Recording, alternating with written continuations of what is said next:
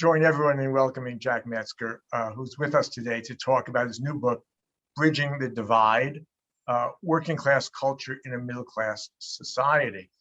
Bridging the Divide is an exceptionally provocative and engaging book, a look at working class and middle class culture in the United States. How they differ and how each was transformed as we went from decades of growth after World War II to more recently decades of stagnation and decline. Many of you, I am sure, are familiar with Jack's earlier work. Jack is the son of a steelworker and a homemaker in Johnstown, Pennsylvania. He received a doctorate in philosophy from Northwestern University before beginning a long career as an educator and labor activist. For many years, Jack was professor of humanities at Roosevelt University in Chicago, which, for those of you unfamiliar with it, is a school with a student body quite similar to ours here at CUNY SLU. At the same time, Jack was one of the pillars of the movement in the Midwest to support industrial workers facing deindustrialization. During these years, he served as editor of Midwest Labor Review. More recently, he was president of the Working Class Studies Association. Jack's earlier book, Striking Steel, Solidarity Remembered, in my view, is the best single account that we have of how unionism transformed the lives of American workers, in part using his own family to tell the story. Bridging the Divide picks up a thread in Striking Steel in its deep look at working class culture, its strengths and weaknesses, and what middle class people might learn from it. Like all of Jack's work, it combines an incisive intelligence with a wonderful narrative style and a kind of generosity of spirit, which I think is often lacking in our efforts to grapple with the difficult issues of class. So Jack and I are going to talk together for about 35, 40 minutes about his book, and then we'll turn to questions from the audience. As Michael mentioned just a minute ago, if you do have a question, you could submit it at any time starting now using the Q&A function. In most cases, it will be a button at the bottom of your screen. Also, as we go along, for those of you interested in buying Jack's book, and I can't recommend it more strongly, we'll be providing information on the chat. So after that somewhat long-winded introduction, welcome, Jack. Thank you for that introduction. You made me sound pretty good. Yeah, well, you are. Let's get right into it. The introduction for your book is subtitled Achieving Mediocrity. And I know at one point you were even thinking about calling the whole book Achieving Mediocrity. That's an unusual phrase, and equally unusual is the way you portray mediocrity as a good thing. Why would anyone want to achieve mediocrity? And why, as you say you did, why did you want to achieve mediocrity? I really like the phrase.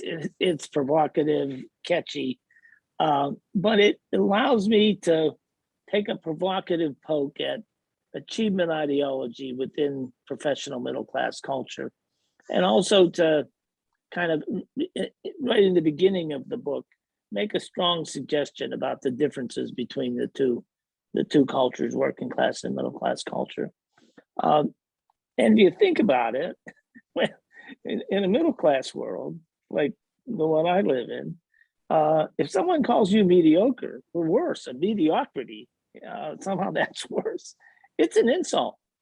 And it feels bad, but it just means you're okay, you're adequate, common, ordinary. It just means you're not outstanding. And often in context, it means, hey, you're pretty good, but you're not really that good, or you're not really outstanding or excellent. And so the achievement ideology sets up a sense in middle class life, in middle class culture, that we need to pursue excellence and be outstanding and extraordinary. We might not end up being that way. And I didn't aspire to mediocrity. I aspired to greatness and didn't make it. But that aspiration is really part of middle class culture and life, and a powerful part of it. The problem with it is it makes us middle class professionals inclined to want to be better, not only than somebody else, but better than almost everybody else. If you're going to be extraordinary or excellent, you're really great. And that contrasts really with working class culture that I've known, where there are actually sanctions against putting yourself above, foreseeing yourself as better. And there's a positive value to being common, to being down to earth. So this is a initial contrast, and it sort of is prejudiced toward working class culture, which I try not to be completely in the book, but it helps, I think, frame what I'm trying to do. The final thing about mediocrity is that I found both American and French revolutionaries in the late 18th century using the word in a positive way that meant common. So Benjamin Franklin talked about a general happy mediocrity in the northern non-slaveholding states. And the Jacobins talked about an honorable mediocrity as something to be aspired to. So I use that sense to associate mediocrity and the pursuit of the common and pursuit of equality, really, with the kind of 200 plus year long democratic revolution that you and many others have written about. So mediocrity I associate with that drive, that quite a radical idea in the late 18th century that not only government and life should be organized in a way that benefits common, ordinary mediocre mass of humanity. Well, in your introduction, you have some wonderful anecdotes from your own childhood about kind of aspiring to mediocrity, and I hate to tell you, I think you've kind of failed, but maybe our audience can judge it after they read the book for themselves. I want to get back in a moment to this issue of working class culture and middle class culture, how they differ, which is the core of the book. But it's not exactly the way you start. You start with a discussion of the immediate post-war years, for which you describe using a French term, the glorious 30, which is not well known here in the United States. And I was hoping that maybe you could talk a little bit about why this is such a touchstone for you, and what that phrase means. What was glorious about the glorious 30, and why, and this is another one of your wonderful phrases, we should have what you call restorative nostalgia about the glorious 30. I'll start with the nostalgia part. I do a lot of, I make a lot of effort to say nostalgia isn't just looking at, with rose-colored glasses, looking at the past and making it seem better than it was. It's more like grief. And in the world I reside in, the world of my family back in a very deindustrialized place that was once very prosperous, there's a lot of nostalgia that people try to avoid, because it's like grief. Denial is, one of the stages. So I try to take that nostalgia and say there's a rational kernel to it. There was a golden age from 1945, roughly from 1945 to 1975, that we should look at and try to find out what was gold in that golden age, and what of it that we could restore, would want to restore. We don't want to restore all of it, but what would we want to restore, and what could we? And those things, I think, are I have 3 points to make about.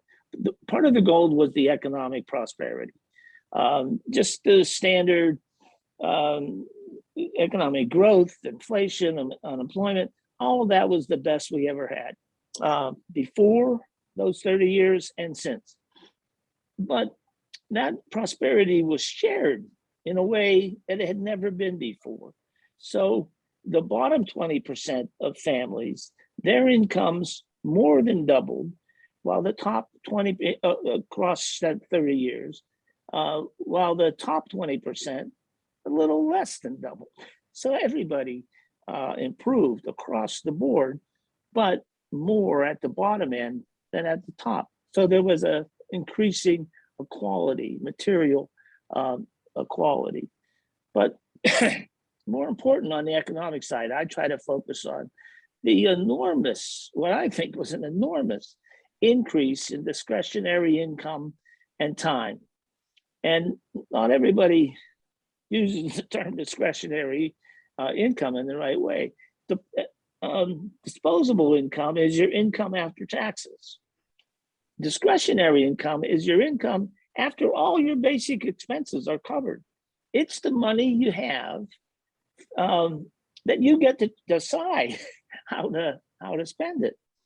And very few people had discretionary income before 1945 or 1940.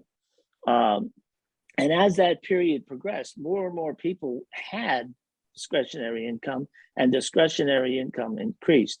Now, a lot of that people scholars have criticized consumerism, etc. But discretionary income is freedom, freedom to decide. And you might buy baubles, or you might put it in your church collection plate, but you get to decide that, as opposed to just paying the bills and getting by. The other thing is there was a significant increase in free time, and I won't go into that, but the main piece of that was the weekend begins in the fall of 1945 as an actual reality. And by 1975, retirement is a standard stage of life, which it had never been before. So that's the economics. And that's sort of well known, and I build on scholarly materials. What's less paid attention to is that this was the golden age of collective action, beginning with the labor movement and the strike wave of 1945-46. The 1950s saw more strikes, more people involved, more workers involved in the strikes, and more work time lost than any other decade in American history. The placid 50s, when nothing was happening. And that established, I argue, a model of organized collective action and exhibited its potential power. So from 55 to 68, you have the golden age of the civil rights movement. In June of 1969, the Stonewall riots kick off what is now the modern gay liberation movement, and which had in fact begun in the early 50s in a more polite way. And the women's movement, the second wave feminism, is birthed in the 60s. So it's those economic prosperity and the golden age of collective action. And I try to show how economic prosperity shared like that as new possibilities, and people are freed up to decide what to do with their lives, is likely to result in unhappiness with injustices long endured. And there's a quote from Tocqueville that I use, that as things improve, people's sense of possibility improves, and they are even though, and this is a quote from him, even as things get better, sensitivities to other injustices become more acute. And I think that's what happened during this glorious 30. So that's a pretty wonderful, glorious package to look at what we did right and what we might be able to recover. And I have some ideas on that. Maybe we'll get to that. Great. You know, you look at working class culture during this period of time that you've just been talking about, and in doing so, you're really going against the mainstream of American social science, which tends to either dismiss working class culture, really not see there being a distinct working class culture in the United States, or it's often portrayed in strictly negative terms.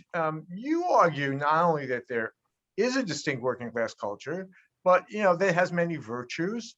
At one point, you even argue that working class people in general are more ethical and trustworthy than middle class professionals.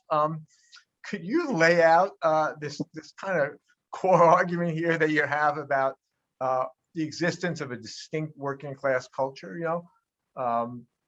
during this period and ever since? Yeah, I think that is a major theme of the book, to show the value of working class culture, and to really argue that there are two alternative class cultures that are equally valid, valuable, and productive. Not just one, not just the mainstream professional middle class one, but the working class culture is a valid and valuable alternative. So that is one of the major themes of the book. And sometimes that causes me to seem like I'm more critical of the middle class, and to some extent I am, because we have more power and more visibility, and frankly claim to be the mainstream culture.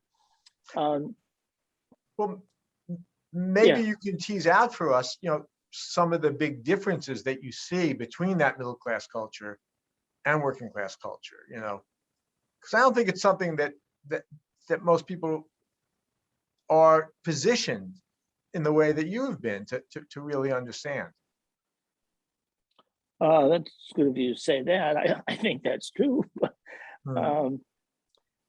Okay, this is a basic theory. I'm going to summarize it in hopefully not very many words. But basically, I try to show that middle class culture, the core of it is about aspiration, achievement, and becoming.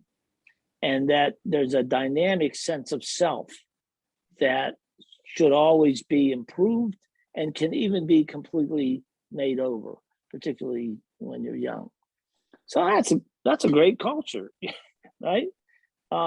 Working class culture is about prioritizes authenticity, character, and belonging, and has a more restricted sense of self. In fact, it's often that people think conceive that they have a true self that they should be true to.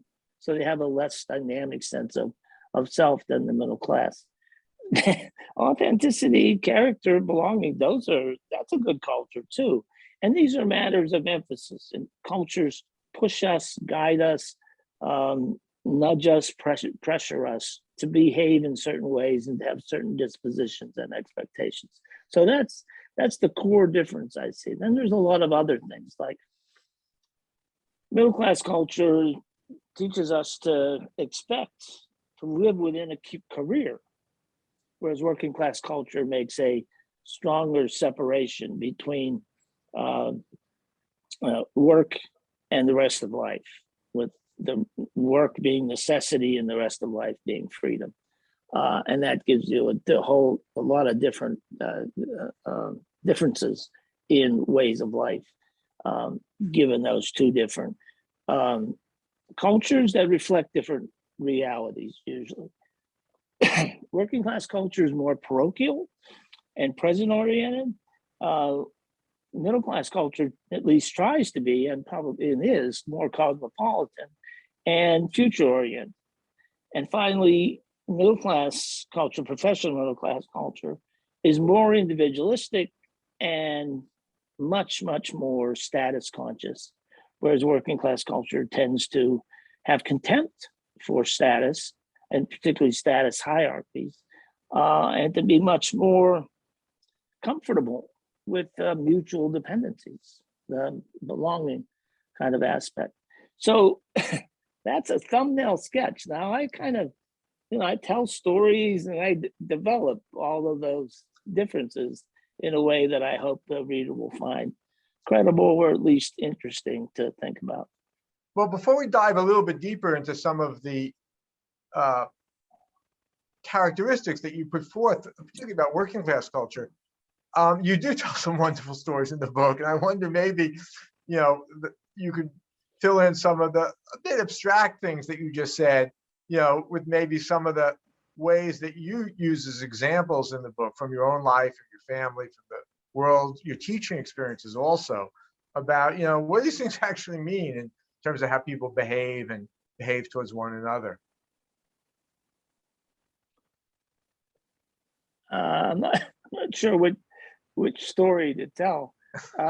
One, this is about working class realism, which is not quite in that lineup that I just gave you. But I've told people this story that when I was in 7th grade, it was a big transitional year. We went from our elementary school to this huge junior high school that had 4 grades in it, and was more like high school transition for people today.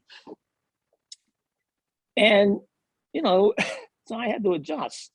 And I learned how to wear a black t-shirt and tuck it in and get a haircut, about with Balboa haircut, which was slicked back on the side with Brill cream and crew cut on the top, and act punky. And, so I learned all that. And so I asked my mother, I think I'm pretty cool. Am I handsome? And she thought about it a minute and said, no, not really.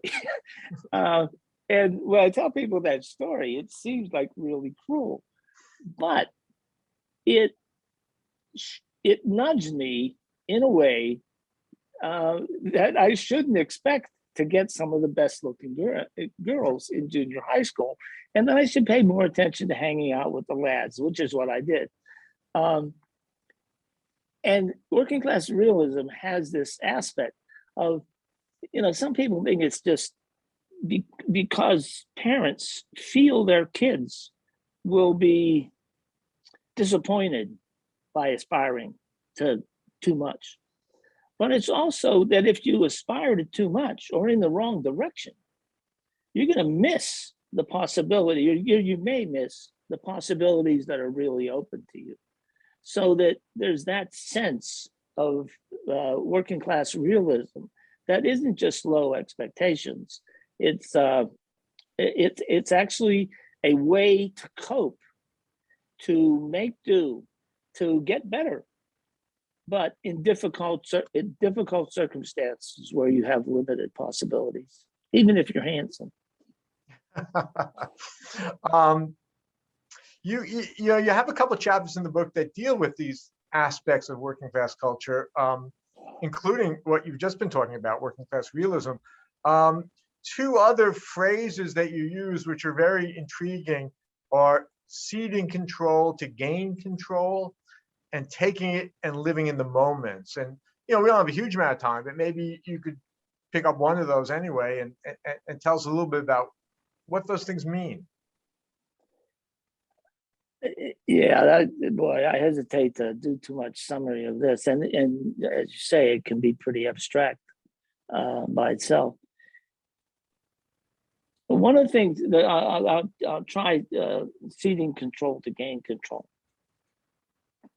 in working class life, and there are analogies to middle class life with this. The sense of trading 8 hours where you're going to be bossed around for the rest of your hours, where you have the necessity of earning a living, but then you get to do the living. That's a ceding control to gain control. So you cede control of 8 hours to gain control of the other 16, and with a weekend. And so I see that being repeated in working class life.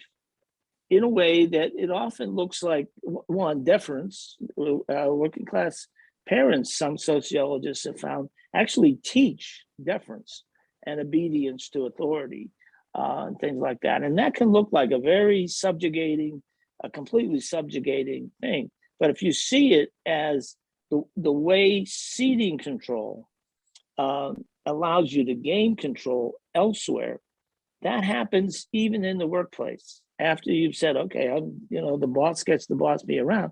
There's this huge literature on factories, which I know you know, of soldiering, gold bricking, banking, where workers, even in highly restricted workplaces like assembly lines, find ways, are ingenious in finding ways to have autonomy and agency within even the most controlled environments. And that happens in the rest of life as well. And there's a kind of a built-in kind of conservatism to it that I try to get at, while showing the resistance, both tactical and strategic, that is within that, the gaining control part. And that's so working class life, which to middle class eyes, and particularly middle class progressives, can look too passive, too accepting, too subjugated, too dominated. There's truth to all of that, and I try to recognize that.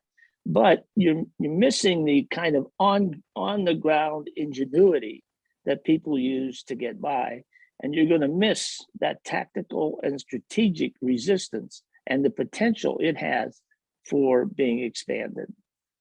So Right. Thank you. Yeah, no, thanks a lot. And those chapters are wonderful. And I really encourage anyone who has any interest in kind of getting into the interior logic and functionality, I would say, of a culture that doesn't receive a lot of attention, really. Those are wonderful introductions. You call your argument, another one of your great phrases, rigorously non-intersectional.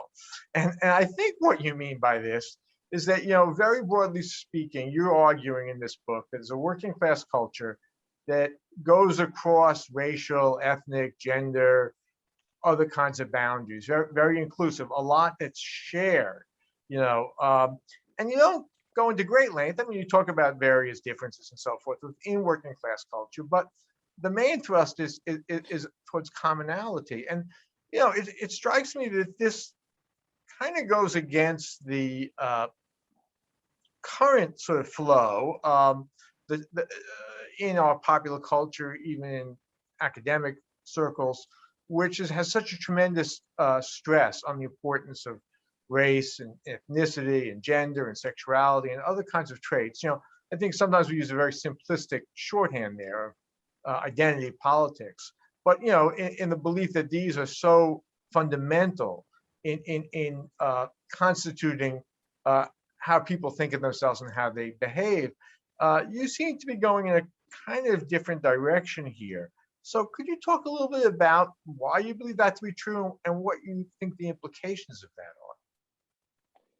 Yeah, first, I want to make clear that I do not deny or even challenge the importance of intersectionality in understanding individuals and individual situations. What I'm trying to do is isolate the class part that is the class culture part that is embedded in this very messy habitat that is the individual human being and the individual situations.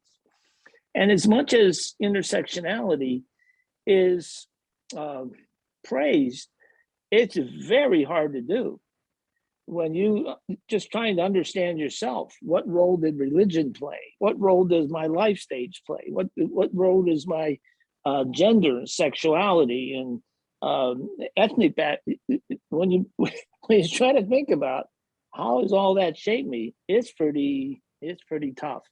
So I'm trying to isolate one aspect, class, which in the intersectional analyses I've seen generally takes a back seat and needs to be highlighted in order to get a better, more prominent place in the intersectional understanding. Great. Well, that's an issue of extraordinary complexity, and I think we could, at some point, I would love to go on, and maybe we'll have some questions. But there are a couple other things I want to just get to before we throw things open to the audience through the Q&A function, which, if anyone joined us late, you can submit a question through the Q&A button on the bottom of your screen, and then in a few minutes, we'll begin to answer some of those. There's another argument that you make at various points in your book that really kind of struck me, which is that higher education has been overemphasized in your view as a sort of path for both individual betterment and also for social advance. That's not something many people say, and certainly not many people like you and I who have spent a lifetime cashing checks from higher education institutions. So what's up? Why do you think that, this common belief across a lot of different political points of view that higher education is kind of the key to advancing, may not really be the truth? Yeah, it's actually a colossally stupid idea. But in terms of individual betterment, I earned those paychecks, Josh.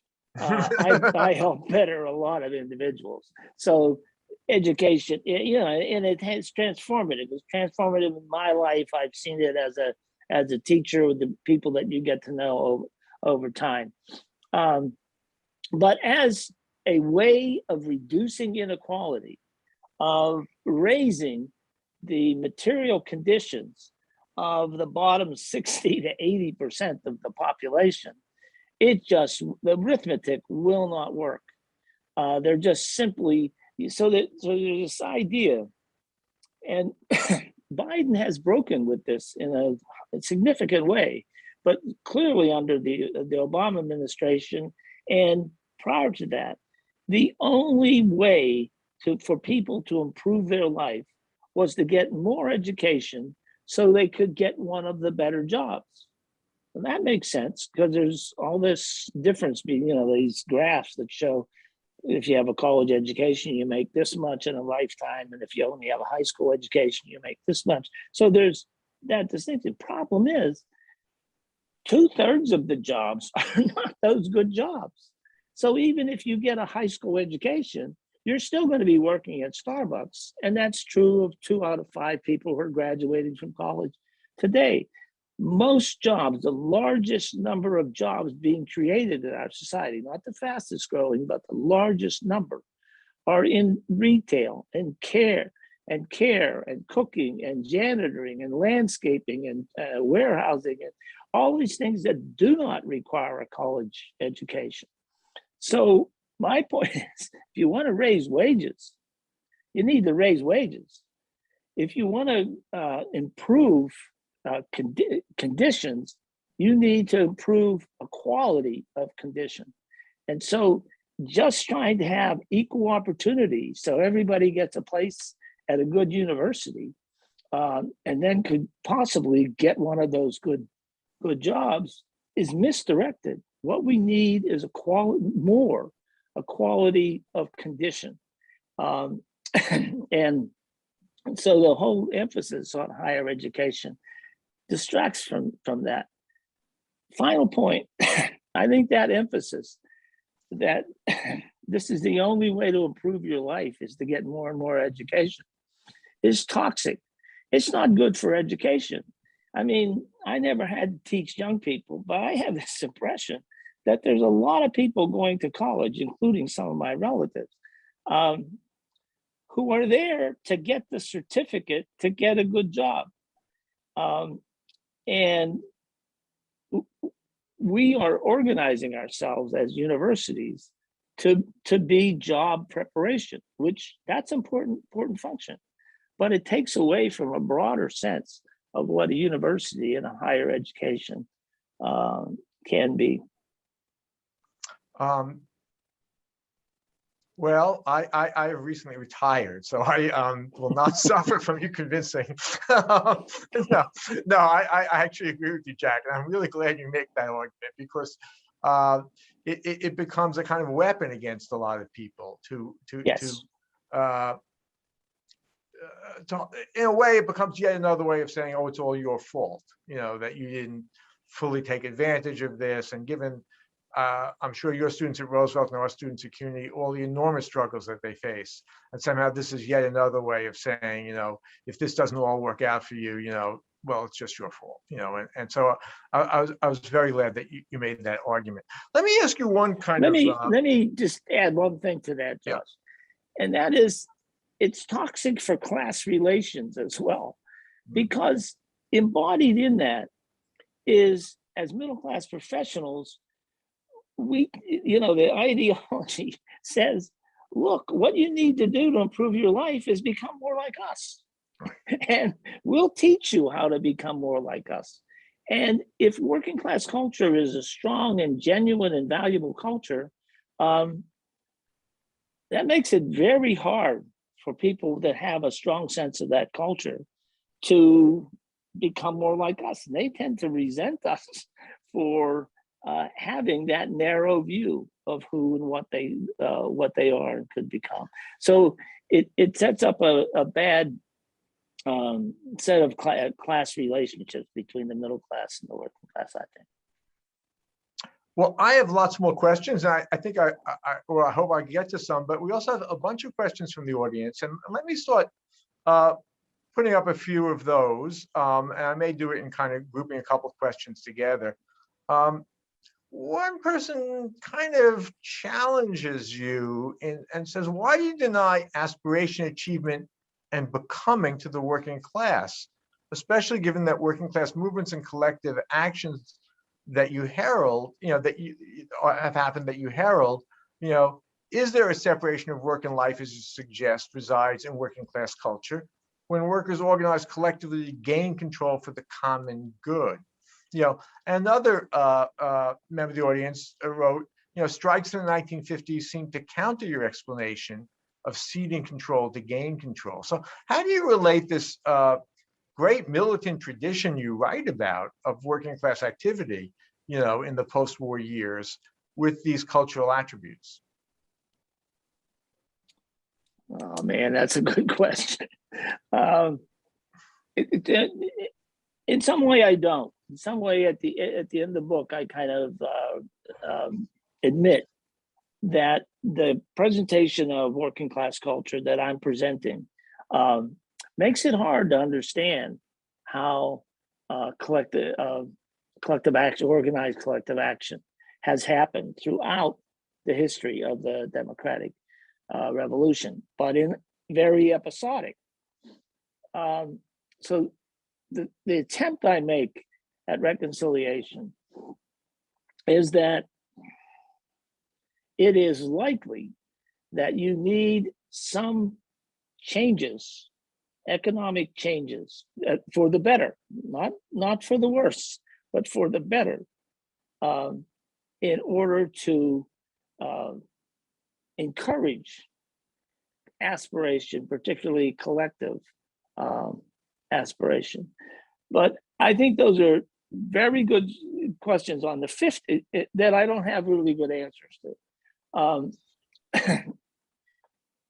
But the thing that I'm very sure of in terms of history is that the idea that the working class is naturally revolutionary, naturally resistant, and that's what working class culture is all about. And it's really just these misleaders of labor.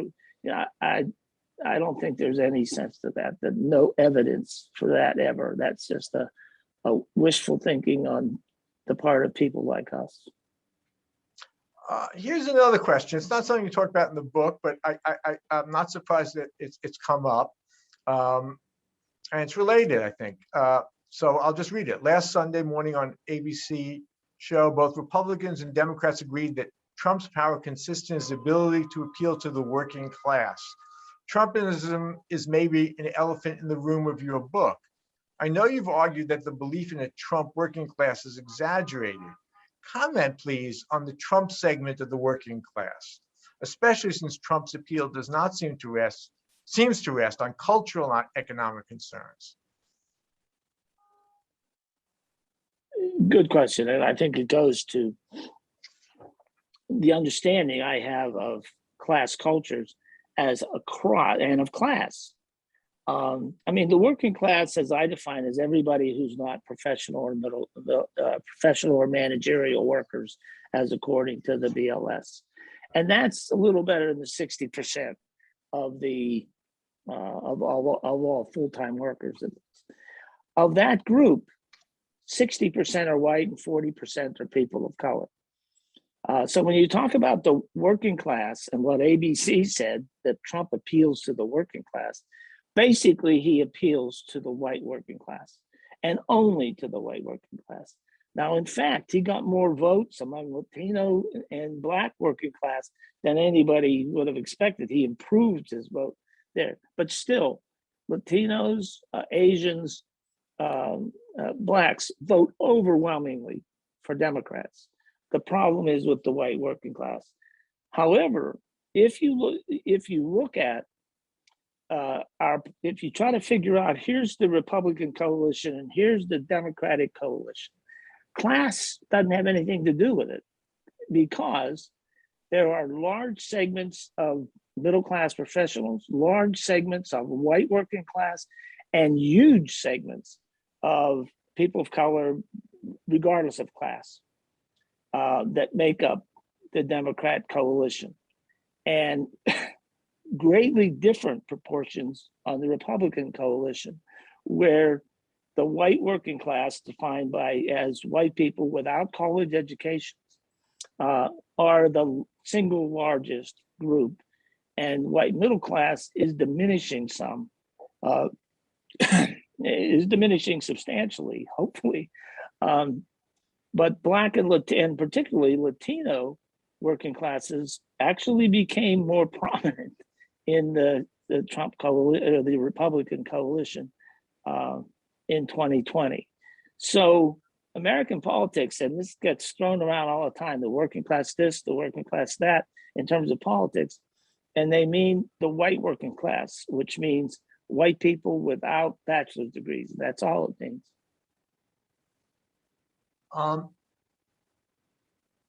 There's another question about the middle class, and we haven't talked as much about that. And one of the things that you point out in the earlier parts of your book, talking about the glorious 30, is that one characteristic of that period is this enormous expansion of the middle class and the rise of opportunities for people like you and I to get into the professional middle class and follow the courses that we did. Well, now we have a question. Would you say that the middle class is disappearing? And there's a follow-up to that, asking, are there strategies that the society should take to make sure wages keep up with middle class work? So, we're now seeing a different context for understanding the middle class. How do you think that's kind of changed the class culture, your view of the situation? Right. Really good question. And I make a distinction. I make a couple of distinctions within the middle class as well as within the working class. But within the middle class, it's an absolutely crucial distinction between the elite professional middle class and us standard issue folks, standard issue middle class. And among the elite, that would be, and there's a lot of criticism now, Michael Lynn's book and some others, of elite middle class culture. The Sandel book about meritocracy is another example. But they are very much focused on people who actually have power, either nationally or locally. Most of us middle class professionals don't.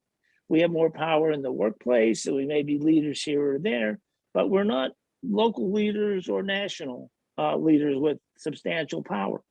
Standard issue professionals are more like settled living working class than we are like the elite middle class.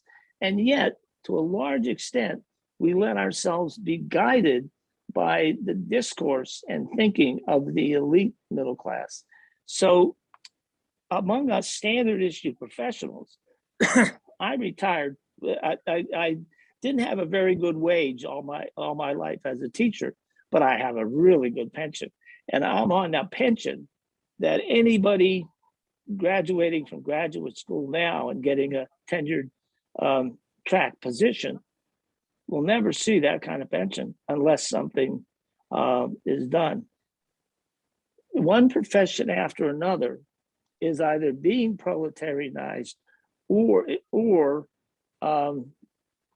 attempted to be proletarianized. So the middle class is not shrinking as a reality. The incomes and standards within the standard issue part of the middle class are declining, not precipitously. Nobody should cry tears and things, but the future of the standard issue part of the middle class, those of us who are just mediocre and not extraordinary, is not good. And you can see that among doctors. You can see it among adjunct faculty, adjunct computer programmers and computer specialists. We're seeing this precarization of work reaching in to the standard issue part of the middle class. And that gives us a reason to coalesce with the working class. There's a question that sort of gets at the other side of this, which is how has the changes in the economy in recent years affected working class culture? And you do talk some about this in your book. I think you generally seem to me to be arguing for persistence, but a kind of weakening, a bit of a thinning out, maybe a slightly less generous spirit. One audience member asks, has working class culture changed over time? My sense is that much of today's working class live in communities that are not as cohesive as working class cultures of a generation ago. The working class still exists, but the conditions in which they live are very different. Thoughts about that? In general, what I'm arguing is that the basic culture, and that's the being and belonging, achieving and becoming, that those basic elements, the career and the just a job, those basic elements are the same now as they were in 1945. What's changed, and the middle class is a little different in this regard, but for the working class, what's changed is the economic conditions. And there's, in those economic conditions, some of the aspects of working class culture are either negative or a double-edged sword. I have a chapter on, which you mentioned, on taking it, which is the working class pride in being able to sustain yourself and go in a really bad job where you have bad supervision and everybody you work with is assholes, but we can take it and we need to take it. So that pride in the ability to take bad things, to endure them, and to endure them with patience and some dignity, that's a real honorable aspect of working class culture. But in deteriorating economic conditions, the level of downscaling that people I've known have accepted and been able to very ingenuously adapt to, I don't know how, even though I know them, that's not a good aspect of working class culture. That's where the culture sort of turns against itself. Now, in the book, I argue that the potential to break out of that is dependent on some change in external circumstances, and that could happen, and middle-class professionals are in a position to help some of that to happen. That gets me to something I was thinking about. We have quite a few listeners who are active in unions and community groups. Some are even organizers. And I myself was wondering about the implications of your insights on class culture for organizing. An audience member wrote in, fundamentally, are working class cultures and middle class culture compatible from an organizing for power against capital perspective? Or does one have to sort of overtake or subsume the other to be able to cooperate for transformational political action? How's this play out in change? Compatible. So my answer is they're compatible. And in fact, they complement, the potential of complementing each other. Middle class emphasis on aspiration is actually something I think the middle class, and as a teacher, I think I did that, can bring to the working class. Working class reactiveness and ingenuity on the ground is something that most middle class people do not bring to the table. So in coalition building, there are ways that the strengths of each will multiply the strengths of the other, and the weaknesses of each can be overcome by the other. And I believe that has happened in history. I think it happened in the 30s. And the various kinds of organizers that there are. And I would say, in terms of, I try to address organizers late in the book around the question that somebody raised: how could this existentially conservative culture have changed the world as it has over the last couple of centuries? I try to address that to organizers. And my basic answer is, and by the way, I'm a terrible organizer. I'm not even mediocre as an organizer, and I've tried. So you should take this with a grain of salt. But that there needs to be some kind of outside intervention that improves things. And then you can, with that, you can then count on a certain momentum to happen, and that the potential resistance and ingenuity within working class culture can move in a dramatically different direction as it did in the 1930s. We are just about out of time, Jack. Any final thoughts you want to throw in? Just to say that this discussion sounds more abstract than the book. And I do think that a lot of the conceptual framework that I provide will be valuable to people, whether they agree with me or not, in thinking about class and class cultures. But there's a lot of, as you mentioned, there's a lot of stories, some memoirs, stuff, and my life as a teacher, and drawing on various experiences from different ethnic groups, that